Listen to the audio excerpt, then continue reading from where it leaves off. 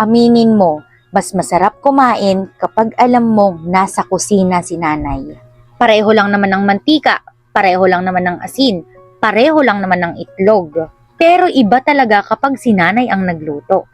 Nung bata tayo, akala natin normal lang yon. Pero nung bumukod na tayo or umalis na tayo sa bahay, doon lang natin nare-realize na hindi lang pala pagkain ang hinahain ni nanay. May kasama palang pag-aalala, may kasama palang pagod, at may kasamang pagmamahal na hindi nasusukat. Kaya minsan, aminin mo, hindi mo naman talaga namimiss ang pritong itlog lang dahil ang namimiss mo si nanay. Kaya habang may pagkakataon pa para makita at iparamdam mo sa nanay mo ang pagmamahal na ibinigay niya sa iyo dati, uwian mo. Magpahain ka ulit at huwag mong kakalimutan ang simpleng salitang, "Ma, ang sarap ng luto mo."